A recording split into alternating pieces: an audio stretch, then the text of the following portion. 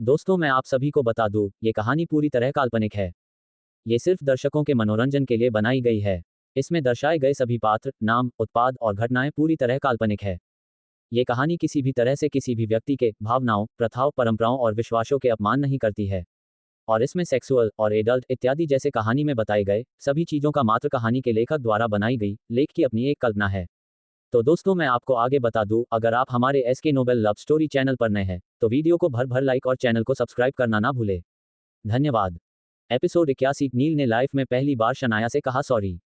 शनाया अपने रूम में पहुंची और इधर उधर नजरें घुमाकर देखी तो नील आसपास नहीं था। इससे शनाया बहुत खुश हुई। वो अपनी बॉडी से बेड शीट हटा लेती है, जो उसने गेस्ट रूम में ठंड लगने पर ना चाहते हुए भी ओढ़ लिया था। बोली मन में बोली, थैंक गॉड मैं अपने रूम में पहुंच गई। और वो माफिया भी नहीं है, वरना मुझे यहाँ देखकर पता नहीं क्या करता इडियट। और फिर अपने बोले हुए लफ्ज पर ध्यान देकर बोली, मैं नील के रूम को अपना रूम क्यों मानने लगी। मैं तो बस अपने मकसद पूरा होने तक यहाँ हूँ, और सबके सामने अपने सबसे बड़े दुश्मन नील सिंह खुराना की बीवी होने का दावा करना पड़ता है। इन बातों को याद करते हुए शनाया की आंखें आंसुओं से भर गई। जब उसे एहसास हुआ कि वो रो रही है, उसी पल वो अपने आंसू पोंछते हुए बोली, मेरे पास इमोशनल होकर रोने का वक्त नहीं है। मुझे प्लानिंग करनी होगी, समथिंग बिग। अब तक ना ही मैं अपने साथियों को नील की कैद से छुड़वाया सकी, और ना ही नील को बर्बाद कर सकी। उल्टा वो ही मुझे धमकी देकर मीडिया के सामने ऐसे रिएक्ट करने को कहता है जैसे हम वाकई में एक दूसरे से ट्रू लव करते हैं। How ridiculous all these and I can't tolerate anymore. अपने माइंड में चल रहे सारे थॉट्स को झटक कर शनाया बाथरूम में चली जाती है। उसे सबसे पहले शॉवर लेना था। कुछ देर बाद शनाया शॉवर लेकर बाथरूम से क्लोजेट रूम में आई और अपने बाल ड्राई करके नाइट ड्रेस पहनकर रूम में आई। तब तक मेड भी कॉफी लेकर आ चुकी थी। शनाया ने उनसे कॉफी साइड टेबल पर रखने को कहा और फिर वो मेड जाने लगी। पर उसके मन में यही चल रहा था कि शनाया मैडम ने आखिर 2 कप कॉफी क्यों मंगवाए जब नील सर है ही नहीं। पर उसने शनाया से कुछ भी पूछने की जुर्रत नहीं की। उसके जाने के बाद शनाया सबसे पहले अपनी कॉफी फिनिश करती है, और उसके बाद उसने दूसरी कॉफी मग उठाकर काउच के पास गई और पूरा कॉफी काउच पर गिरा देती है। वो धीरे धीरे पूरे काउच पर कॉफी गिरा देती है ताकि वो किसी भी तरह काउच पर सो ही नहीं पाए। अब शनाया को थोड़ी राहत मिली थी। वो मन में बोली, मुझे पूरी रात के लिए सी ऑन करके गेस्ट रूम में छोड़े थे ना, अब खुद जाना पड़ेगा गेस्ट रूम, तब पता चलेगा। और मैं तुम्हारे साथ सेम चीज करने वाली हूँ mister Neil, I just hate you more than everyone in this world. उसके बाद शनाया बेड पर बैठकर टीवी देखने लग जाती है। वैसे तो उसका मन नहीं कर रहा था, पर टाइम पास करने के लिए उसे देखना पड़ रहा था। कॉज ना ही उसके पास फोन था और ना ही वो घर से बाहर जा सकती थी। कुछ देर बाद नील अपने रूम में दाखिल हुआ और शनाया को सामने बेड पे लेटे देखकर उसकी आंखें तन गई। वो गुस्से से उसकी तरफ बढ़कर बोला, what are you doing here, और तुम कैसे आई यहाँ। शनाया बिना उसको देखे ही बोली, जैसे तुम आए वैसे ही, और कैसे। जो मुझे करना चाहिए वही कर रही हूँ। तुम्हें क्या लगा तुम मुझे उस रूम में इतनी ठंड में मुझे बंद कर दोगे तो क्या मैं वहां से खुद को निकाल नहीं पाऊंगी। और एक बात, अगर मैं तुम्हारे बॉडीगार्ड्स को धूल चटाकर इस घर से भाग सकती हूँ तो उस रूम से यहाँ आना कोई बड़ी बात नहीं। इतना तो तुम समझ ही सकते हो। नील को इस वक्त बहुत गुस्सा आ रहा था, फिर भी उसने अपने गुस्से को कंट्रोल कर लिया। वो नहीं चाहती थी कि दादी माँ उससे नाराज हो, क्योंकि अगर वो अभी शनाया को फिर से रूम से बाहर निकालता तो मे बी दादी माँ को पता चल जाए। नील ने बस इतना ही कहा, don't try to mess with me, वरना तुम झेल नहीं पाओगी। इतना कहकर नील ने काउच पे बैठना चाहा तो वो काउच को देखकर हैरान था। आखिर किसने काउच को इतना गंदा कर दिया था। इस घर में तो कोई भी बच्चा नहीं है। अब नील को सब समझ आ चुका था। वो अपनी मुठ्ठियां भींच लेता है और जैसे ही शनाया की तरफ मुड़ा, उसके खतरनाक एक्सप्रेशन देखकर एक पल के लिए तो शनाया डर ही गई। लेकिन फिर उसने हिम्मत करके उसके पास आकर बोला, ऐसे क्या देख रहे हो। हम इट हैपेंड बाय मिस्टेक। मैं कॉफी पी रही थी और तभी मेरे हाथ से मग स्लिप कर गया। और फिर तुम समझ ही सकते हो, आई मीन इतने सेंसेबल तो हो ही। आगे अपने कमर के दोनों तरफ अपने हाथ फिक्स करते हुए शनाया ने कहा, लगता है अब तुम्हें गेस्ट रूम में ही सोना पड़ेगा। शनाया के फेशियल एक्सप्रेशन देखकर नील समझ गया कि ये सब शनाया की ही चाल, वो सिर्फ उससे बदला लेने के लिए वो ये सब कर रही है। जो उसने उसके साथ किया वही वो उसके साथ करना चाहती है। नील ने कहा, क्या तुम बच्ची हो जो कॉफी भी सही से नहीं पी सकती। इस पर शनाया ने जल्दी से कहा, ऑफ कोर्स, अब तुमने एक बच्ची से शादी करी है तो ये सब तो बर्दाश्त करना ही पड़ेगा ना। बच्ची कौन बच्ची, नील ने हैरानी से कहा। शनाया उसके थोड़े पास जाकर बोली, मैं बच्ची हूं और कौन, ज्यादा नहीं, फिर भी मैं तुमसे 7 या 8 साल छोटी तो होंगी ही।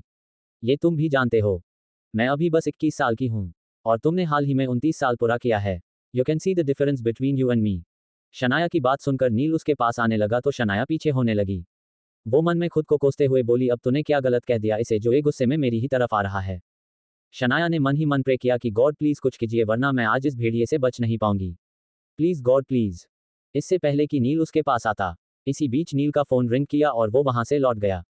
ये देखकर शनाया को रिलीफ हुआ और वो बेड पे लेटकर गहरी सांसें लेकर बोली, थैंक यू गॉड, आज आपने मुझे बचा लिया।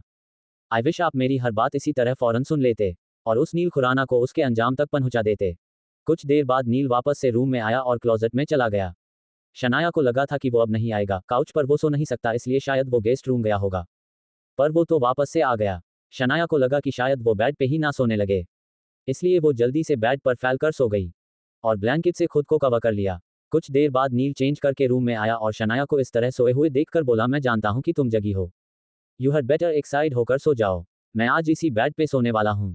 नील की ये बात सुनकर शनाया एकदम से उछलकर बेड पर बैठ गई और बोली, वॉट डिड यू से जस्ट?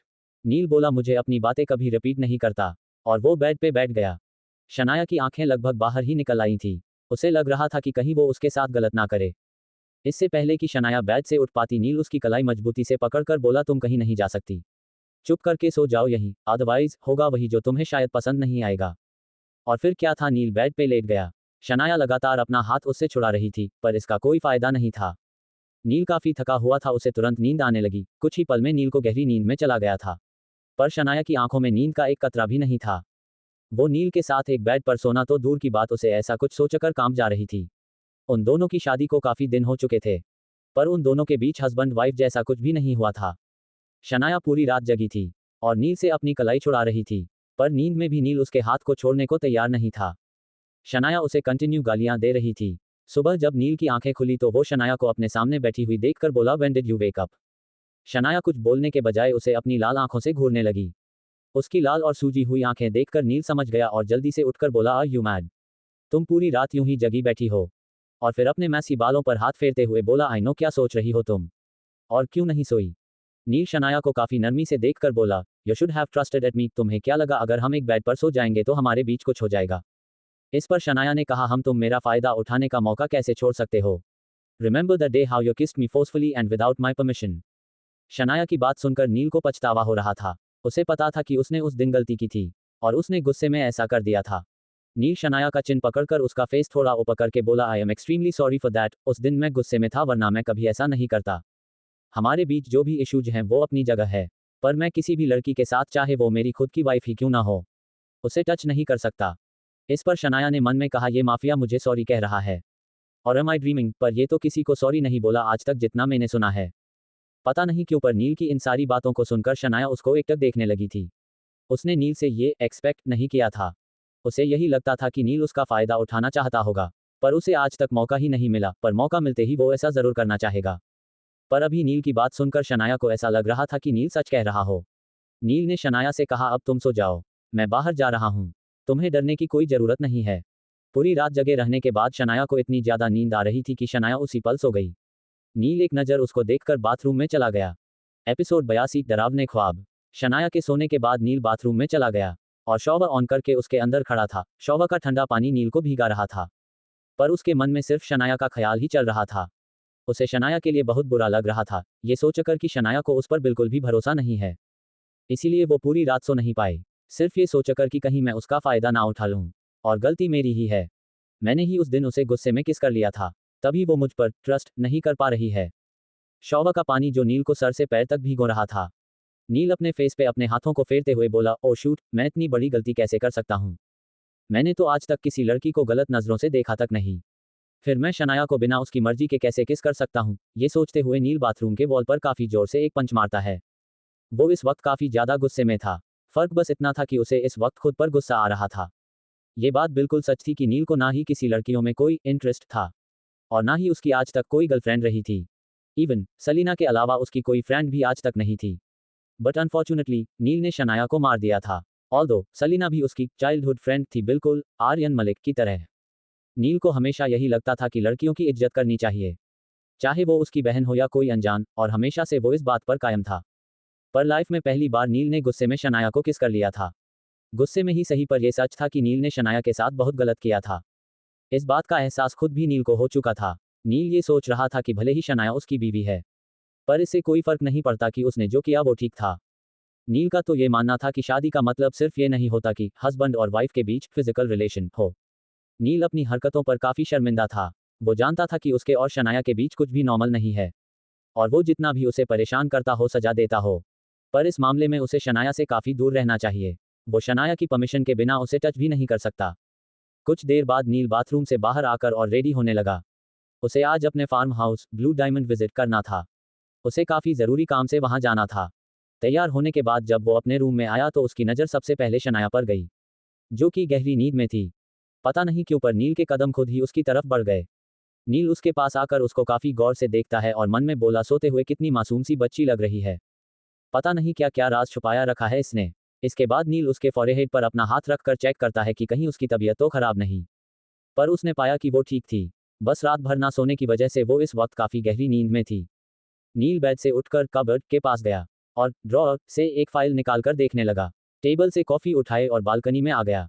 कॉफी पीते हुए नील उस फाइल की इन्फॉर्मेशन को काफी ध्यान से देख रहा था। उसके एक्सप्रेशन काफी सख्त लग रहे थे। ये वही फाइल था जो होली के दिन रूपाली ने नील को दिया था। इसमें शनाया के बारे में जानकारी थी। नील किसी गहरी सोच में था। इतनी गहरी सोच में तो वो और भी ज्यादा हैंडसम लग रहा था।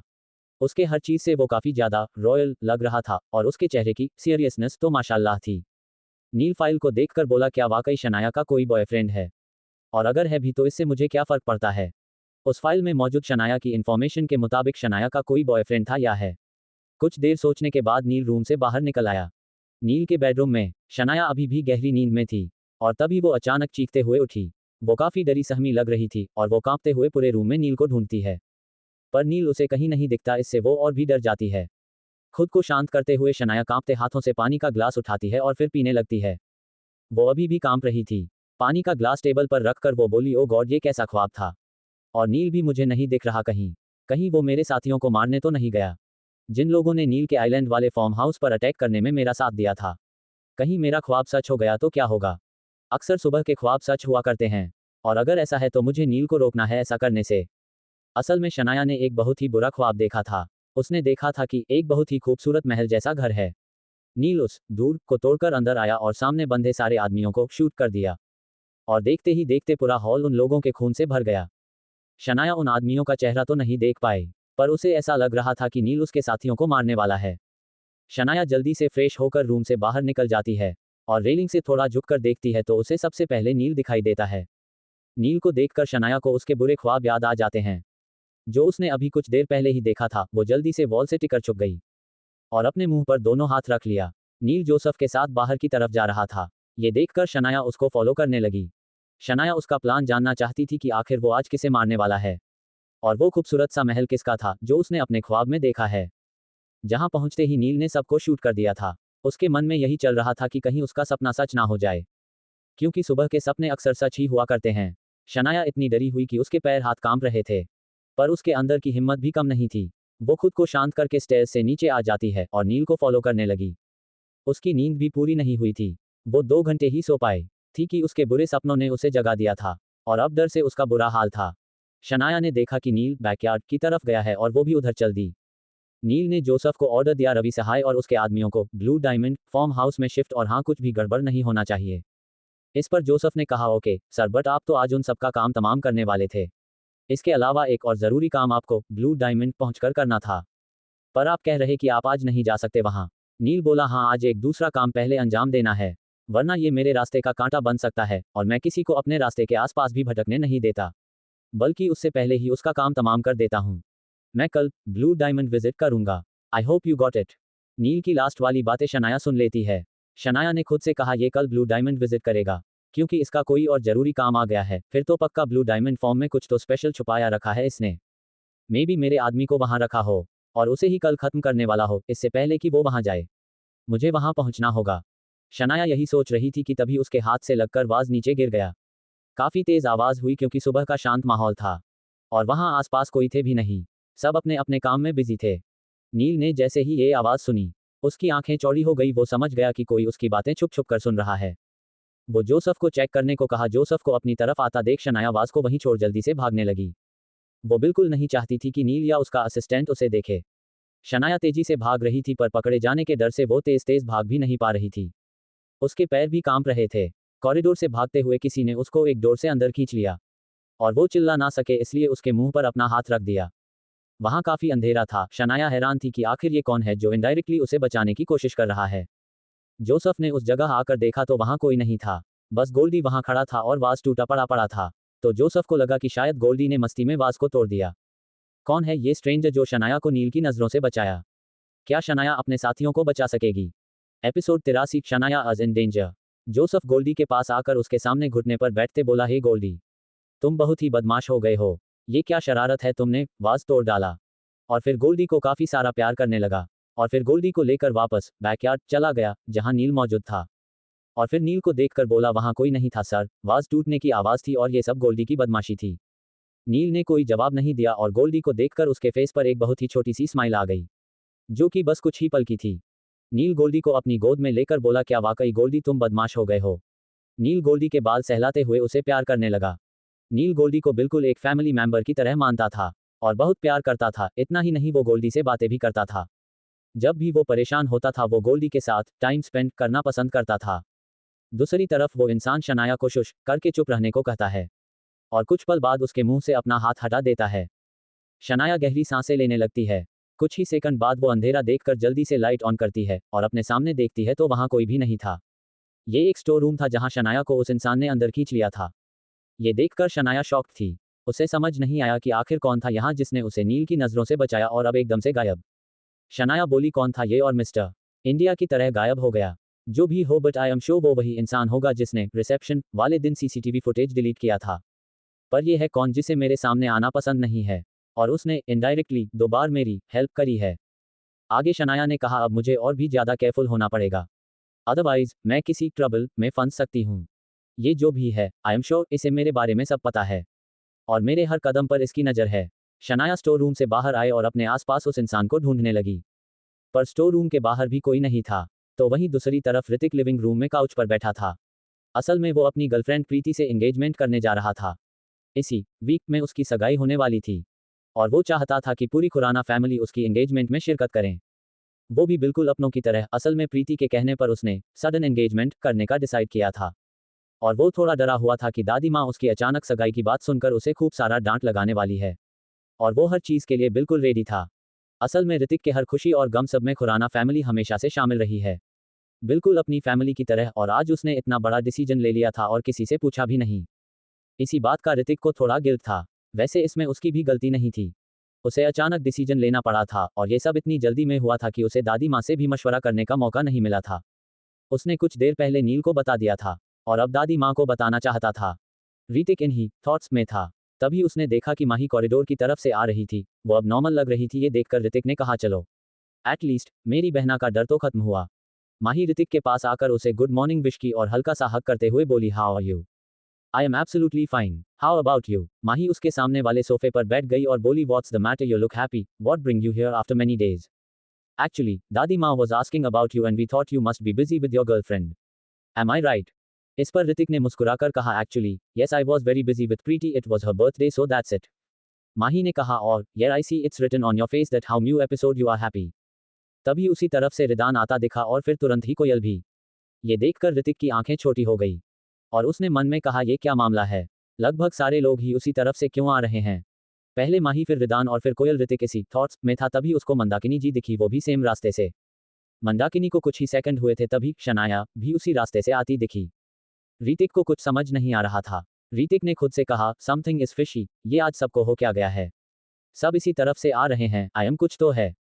सब लिविंग रूम में ही आसपास बैठे थे और ऋतिक से बातें कर रहे थे। शनाया भी वहीं आकर बैठ गई। शनाया को देखकर ऋतिक पहले उसे गुड मॉर्निंग विश किया और फिर अपने एंगेजमेंट के लिए इनवाइट किया। ऋतिक की बात सुनकर शनाया उसको घुरकर देखती है। पता नहीं उसके मन में क्या आया, वो रूडली बोल पड़ी, I can't attend your engagement, I don't have time at all. Shanaya की बातों से ऋतिक को काफी बुरा लगा था, पर उसने आगे कुछ नहीं कहा। कोयल ने कहा, ऋतिक भाई डोंट फील सैड, भाभी must be frustrated that's why. कुछ देर बाद ऋतिक दादी माँ से मिलकर आखिर उनको मनाने में कामयाब हो गया था। दादी माँ उसको माफ करके उसके सर पर अपना हाथ फेरते हुए उसे खूब सारी दुआएं देती हैं। बस ऋतिक को इसी दुआओं की सख्त जरूरत थी। कुछ देर दादी माँ से बात करने के बाद ऋतिक वहां से निकल गया, उसे जरूरी काम था और उससे पहले उसे नील से भी मिलना था, नील के केबिन में। करीब 2 घंटे बाद ऋतिक नील के केबिन में था और गोल्डी केबिन में ही सोफे पर बैठा था। ये देखकर ऋतिक ने कहा, अपनी बीवी से प्यार करने के बजाय तू गोल्डी से प्यार करने में लगा है, तू इसके बिना रह नहीं सकता क्या? इसलिए अब गोल्डी को ऑफिस भी ले आया। नील ने अपना काम करते हुए कहा, गोल्डी के खिलाफ मैं कुछ नहीं सुनूंगा। और किस रोमांस की बात कर रहा है तू? मैं शनाया के साथ कुछ गलत नहीं कर सकता। नील की इस बात पर ऋतिक अपना सिर पीट लेता है और फिर बोला तो क्या किसी और की बीवी के साथ रोमांस करने का इरादा है तुम्हारा? नील ने जब अपनी चील सी नजरों से ऋतिक को घूरा तो ऋतिक के सुर ही बदल गए। वो यहाँ वहाँ देखते हुए बोला मैं मेरा वो मतलब नहीं था। Don't take it in wrong way. Neel ने कहा किसी भी लड़की को अपनी लाइफ में आने ही नहीं देना चाहिए, स्पेशली जब वो की गोल्ड डिगर हो। I am sure your bad times is about to come. Neel हमेशा ही ऋतिक से ये कहता था। नील का इशारा उसकी जीएफ प्रीति के बारे में था, पर ऋतिक को हमेशा लगता था कि नील ऐसा इसलिए कहता है कॉज वो अपने पास्ट से निकल ही नहीं पाया और उसे हर लड़की चालबाज और धोखेबाज ही लगती है। तभी अचानक ऋतिक को सुबह वाली बात याद आ गई और वो नील को देखकर बोला हे नील, यू नो व्हाट, आज तुम्हारे घर पर सुबह में एक अजीब चीजें नोटिस की है मैंने। आगे ऋतिक ने कहा जब मैं लिविंग रूम में था उस समय तुम्हारे घर के सारे लोग कॉरिडोर की ओर से आ रहे थे, जबकि उस तरफ लोग कम ही जाते हैं और सबके चेहरे पर अजीब एक्सप्रेशन थे। नील ने लैपटॉप के कीबोर्ड पर अपनी उंगलियां चलाते हुए बोला कौन से कॉरिडोर, और इसमें अजीब बात क्या है? ऋतिक बोला बैकयार्ड से होकर जो कॉरिडोर का रास्ता है, स्टोर रूम की तरफ उधर से ही। ऋतिक के मुंह से बैकयार्ड का नाम सुनकर नील की उंगलियां अचानक कीबोर्ड पर रुक गई। ऋतिक कुछ सीरियस होकर बोला are you sure? Yes I am very sure, Hrithik ने जवाब दिया। ऋतिक की बात सुनकर नील को अब ऐसा लग रहा था कि उस समय जरूर उसकी बातें कोई सुन रहा था, पर जोसेफ के वहां पहुंचने से पहले ही वो भाग निकला। जैसा कि ऋतिक ने बताया था कि शनाया के अलावा और भी 4 लोग उस तरफ से सेम टाइम को आ रहे थे, वो भी एक के बाद एक सारे, माहिरिदान, कोयल, मंदाकिनी और फिर सबसे लास्ट में शनाया। नील अपने हथेलियां को इंटरविंड करके मन में बोला शनाया उस टाइम पर वहां क्या कर रही थी, जबकि वो तो बेडरूम में सो चुकी थी। तभी नील का फोन अचानक से रिंग करने लगा। नील ने देखा कि उसके खास आदमी खट्टर की कॉल थी।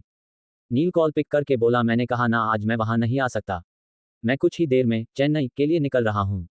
अब कॉल नहीं आना चाहिए, कोई भी बात हो डायरेक्ट जोसेफ को से बताऊं। नील की गुस्से भरी आवाज सुनकर खट्टर की हिम्मत नहीं हो रही थी कुछ भी बोले, पर तभी उसने काफी हिम्मत जुटाकर बोला वो boss .mrs Khurana blue diamond पहुंच गई हैं और उस डेंजर रूम की तरफ जा रही हैं। वो किसी की भी सुनने को तैयार नहीं है, उनके हाथों में गन है। खट्टर की बात सुनकर नील के मुंह से अचानक निकला वॉट। एपिसोड 84 शनाया पर टाइगर। नील की बात सुनकर खट्टर डरते हुए बोला यस बॉस, हम लोगों को खुद ही समझ नहीं आ रहा है, पता नहीं कैसे शनाया मैम यहाँ पहुंच गई हैं, और इससे पहले कि मैं उन्हें रोकता वो हमारी तरफ गन पॉइंट कर दी और हमें ऑर्डर दिया कि हम लोग उन्हें अंदर जाने से ना रोकें वरना हमारे लिए अच्छा नहीं होगा, और फिर उन्होंने ये भी कहा कि वो हम लोगों को शूट भी कर सकती हैं। खट्टर की पूरी बात सुनकर नील ने कहा what are you saying, are you in your senses? Shanaya के पास गन कहाँ से आया? खट्टर ने जवाब दिया पता नहीं बॉस, पर जब वो यहाँ आई तभी से उनके पास 2 गन थे। नील ने खट्टर को सख्त आवाज में बोला कुछ भी हो जाए पर शनाया को 15th फ्लोर पर मत जाने देना, और हाँ उसे कुछ नहीं होना चाहिए, उसे एक खरोंच भी नहीं आनी चाहिए। Did you get that? Khattar अपनी लोअर वॉइस में बोला बॉस, अगर शनाया मैडम उन 20 लोगों को यहाँ से आज़ाद कराए तो। नील बोला तो फिर कराने दो, बट उसे नुकसान नहीं पहुंचना चाहिए, मैं अभी पहुंचता हूं। नील की बात सुनकर उसके सामने बैठा ऋतिक लगभग उसकी बातें समझ चुका था। उसने नील से कहा प्लीज डूड, शनाया को कुछ भी मत करना। वो ब्लू डायमंड फार्म हाउस क्यों गई, कैसे गई, और उसका क्या मकसद था वहां जाने का, ये सब बातें बाद में भी हो सकती हैं। ऋतिक नील को ये सब इसलिए बोल रहा था कॉज उसे लगता था कि नील कहीं शनाया को बाकियों की तरह धोखा देने पर कहीं शूट ना कर दे, क्योंकि ये बात पूरी दुनिया जानती थी कि नील अपने दुश्मनों को कभी छोड़ता नहीं था जब तक उसे ऊपर ना पहुंचा दे। नील ने कुछ नहीं कहा और जल्दी में वहां से निकल गया। इवन जल्दी जल्दी में उसने अपना फोन भी यहीं छोड़ दिया। ये देखकर ऋतिक ने कहा I hope everything is goes well, पता नहीं शनाया का मैटर क्या है, वो आखिर ऐसे काम करती क्यों है। दक्ष के घर पर दक्ष और विराट बार बार उस स्ट्रेंजर आदमी को बार बार कॉल करने की कोशिश कर रहे थे, पर उसकी कॉल नहीं मिल रही थी। विराट ने कहा वो यहाँ से गुस्से में शनाया से मिलने खुराना मेंशन गया था। ये न्यूज़ सुनकर कि उसे गोली लगी थी और तभी से वो वापस नहीं आया है, कहीं ऐसा तो नहीं कि कुछ बुरा हो गया हो। Means what? दक्ष ने लैपटॉप से अपनी नज़र हटाकर विराट को सामने देखकर बोला। विराट ने जवाब दिया मीन्स कहीं नील उसे देख लिया हो अपने घर पर, और फिर तो तुम जानते ही हो कि नील सिंह खुराना क्या कर सकता है। दक्ष ने कहा पता नहीं क्या होगा अब अगर ऐसा कुछ हुआ तो। मैं तुम्हें बता रहा हूं विराट, अगर ऐसा हुआ तो नील उसके साथ साथ हमें भी बर्बाद कर देगा। पता नहीं आखिर कब इसे समझ आएगी कि कुछ भी जल्दबाजी और इमोशन में आकर नहीं करना चाहिए, इसका नतीजा बहुत ही बुरा सामने आता है। पर इसे तो शनाया से मिलने की जिद चढ़ गई थी। I don't know what happens next. Daksh और विराट दोनों उसे कॉल ट्राई कर रहे थे और काफी टेंशन में थे। वो स्ट्रेंजर आदमी कल से अब तक नहीं लौटा था और ना ही कोई कॉल की थी, इसलिए ये दोनों और भी परेशान थे। Blue diamond farm house. Shanaya अपने दोनों हाथों में गन लिए हुए आगे बढ़ती जा रही थी। इस वक्त वो एक बिल्कुल लेडी डॉन लग रही थी। उसने लेपर्ड तेंदुआ प्रिंट का जंप शूट पहना हुआ था और आंखों पर गॉगल्स लगाया हुआ था। वो काफी ज्यादा चार्मिंग लग रही थी। उसने ऑलमोस्ट सारी जगह अपने साथियों को तलाश कर लिया था। अब बस 15 फ्लोर बचा था जो कि टॉप फ्लोर भी था। शनाया लिफ्ट में गई और तभी एक आदमी वहां आ गया और शनाया पर झपटना चाहा। पर शनाया उसके हाथ को पकड़कर बोली, इंसोलेंट आदमी, क्या तुम्हें किसी ने कभी सिखाया नहीं कि किसी लड़की पर हाथ नहीं उठाना चाहिए? अगर मैं चाहूं तो तुम्हारी हड्डी तोड़कर इसका कीमा बना सकती हूं। बट मैं हर किसी को एक चांस देने में बिलीव करती हूं। चलो तुम्हें एक मौका दिया। बताओ कि उन आदमियों को कहाँ रखा गया है जिसे कल ही इस फार्म हाउस में लाया गया है। शनाया का ये सवाल सुनकर वो आदमी बोला, मैं ऐसा नहीं कर सकता, वरना हमारे बॉस हमें जिंदा गाड़ देंगे। इस पर शनाया ने कहा, तुम्हें क्या लगता है कि मैं तुम्हें छोड़ दूंगी? तुम्हारे बॉस तुम्हारे साथ कुछ भी बाद में करेंगे, मैं तो तुम्हें अभी मार दूंगी। और उस आदमी के कान में गन पॉइंट कर दिया। वो आदमी डर से कांपने लगा और बोला, please put the gun down, मैं आपको बताऊंगा। और फिर अपने सर पर मौत मंडराता देख उसने शनाया को बता दिया। असल में उस आदमी को शनाया के बारे में बिल्कुल नहीं पता था कि यही लड़की उसके बॉस की बीवी है। असल उसे कुछ ही दिन पहले हायर किया गया था। शनाया उस आदमी को एक लात मारकर वहीं बेहोश कर देती है। उसे सारी टेक्निक पता थी कि आसानी से किसी इंसान को बेहोश करना है। शनाया ने उसे इसलिए बेहोश किया था सो दैट हो सकता है कि वो उस पर पीछे से अटैक करे जब वो अपने साथियों को यहां से छुड़ाने में बिजी होगी। शनाया जैसे ही 15 फ्लोर के उस रूम में पहुंची, उसने देखा कि वो एक बहुत ही बड़ा सा हॉल था और उसमें ब्लू कलर की लाइट जल रही थी। वो जगह काफी अजीब सी लग रही थी और काफी नेगेटिव वाइब्स आ रही थी। शनाया हिम्मत करके अंदर गई। तभी उसे उस हॉल के अंदर एक डोर दिखा। शनाया उस डोर को लात मारकर खोल दी और अंदर चली गई। उस जगह पर काफी ज्यादा अंधेरा था, इस वजह से उसे कुछ भी दिखाई नहीं दे रहा था। तभी उसे वहां किसी चीज की आवाज सुनाई दी। वो अंधेरे में किसी को बिना देखे ही उसकी तरफ गन पॉइंट करके बोली, who is there, don't come to me otherwise I shoot you. तभी अचानक एक लाइट जल गया। शनाया ने अपने सामने एक आदमी को देखा जो उसे की काफी शातिर लग रहा था। इससे पहले कि शनाया कुछ समझ पाती उसका सर घूमने लगा। जहां वो खड़ी थी वो फ्लो अचानक से हट गया और वो डायरेक्ट नीचे गिर गई। उसने देखा कि उस रूम के नीचे भी एक रूम बना हुआ था। वो इसी सोच में थी कि उसे एक डरावनी आवाज सुनाई दी। इस तेज आवाज को सुनकर शनाया जैसे ही पीछे मुड़ी तो उसकी आंखें हैरानी से चौड़ी हो गई। उसके सामने एक टाइगर बाघ का चेहरा खड़ा और उसने ध्यान दिया तो खुद को एक पिंजरे में पाया। टाइगर बाघ का चेहरा को अपने सामने देखकर शनाया के मुंह से कुछ नहीं निकल रहा था कि ये क्या हो गया उसके साथ। तभी वो टाइगर फिर से गुर्राया और शनाया की तरफ बढ़ने लगा। एपिसोड 85 ब्लू डायमंड में शूट। टाइगर बाघ का चेहरा को अपनी तरफ आता देख शनाया डरते हुए अपने कदम पीछे लेने लगी। उसे इतने बड़े और खतरनाक जानवरों से काफी ज्यादा डर लगता था। उसे समझ नहीं आ रहा था कि ये क्या हो गया उसके साथ। वो टाइगर बाघ का चेहरा के पिंजरे में आ चुकी है। तभी टाइगर गुर्राते हुए शनाया के ऊपर झपट पड़ा। शनाया उससे खुद को बचाते हुए जल्दी से दूसरी तरफ कूद गई और अब वो पिंजरे पे ऊपर चढ़ी थी। पर ज्यादा देर वो खड़ी नहीं हो सकती थी कॉज वहां उसे पकड़ने का कुछ नहीं मिल रहा था। तभी वो नीचे गिरी और फिर से टाइगर उस पर झपटा। इस बार शनाया दूसरी तरफ कूद गई, हालांकि वो इस बार पिंजरे पे ऊपर नहीं चढ़ी थी। अभी भी शनाया का कुंग फू स्किल्स काम आ रहा था। इसी की वजह से वो काफी ऊंचा कूद सकती थी और टाइगर से अपनी जान बचाने की कोशिश कर पा रही थी। अदरवाइज टाइगर बाघ का चेहरा उसको मारकर खा चुका होता। असल में वो टाइगर शनाया के लेपर्ड तेंदुआ प्रिंट आउटफिट को देखकर और भी ज्यादा उसके ऊपर गुर्रा रहा था और उसको दबोचने की पूरी कोशिश कर रहा था। शनाया ने गौर किया तो ये पिंजरा काफी ज्यादा मजबूती से बनाई गई थी, जिसे तोड़ना या इससे खुद को आजाद कराना ऑलमोस्ट इम्पॉसिबल था। शनाया की हिम्मत धीरे धीरे खत्म होती जा रही थी क्योंकि उसे जानवरों से बहुत ही ज्यादा डर लगता था और वैसे भी वो काफी देर से उससे खुद को बचा रही थी। टाइगर बाघ का चेहरा की खतरनाक आवाज और उसको देखकर ही शनाया कांप जा रही थी। ऐसे में खुद को ज्यादा देर तक उससे बचा पाना उसके लिए काफी मुश्किल था। फिर भी वो कोशिश कर रही थी, पर उसका मन कह रहा था कि बस अब और नहीं कर सकती वो। अगर आदमियों की बात होती तो वो एक साथ 50 और 100 लोगों को धूल चटा सकती थी। पर बात अभी टाइगर की थी जो कि एक जानवर था। तभी इस बार वो टाइगर शनाया की लेपर्ड तेंदुआ प्रिंट आउटफिट को देखकर एकदम से गुर्राया और उसकी तरफ झपटा। इस बार टाइगर की आवाज काफी ज्यादा खतरनाक थी, जिसे सुनकर शनाया इतनी डर गई कि वो अपना बचाव भी नहीं कर सकी और नीचे गिर गई। इस बार टाइगर उसको झपटा मारा और शनाया के नेक पे बड़ा सा कट लग गया। शनाया काफी जोर से चीखी, उसकी आवाज उस एरिया में गूंज रही थी। जैसे ही उस टाइगर ने अपना आगे वाले दोनों पंजों से शनाया पर अटैक करने वाला था, शनाया उसके दोनों पंजों को पकड़कर उसको पीछे धक्का देकर उठ जाती है। हालांकि उसे अभी भी काफी डर लग रहा था और साथ ही उसका नेक जहां टाइगर ने अपना पंजा मारकर कट लगा दिया था वहां काफी दर्द हो रहा था।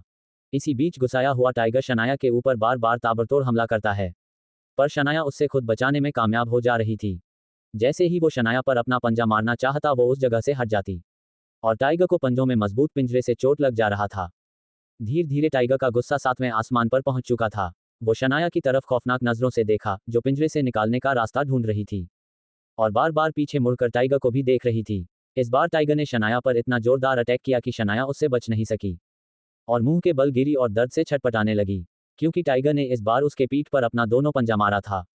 टाइगर शनाया के करीब आकर उसके गर्दन पर अपना पंजा गड़ा दिया, जिससे शनाया की सांसें उखड़ने लगी, वो चिल्ला भी नहीं पा रही थी।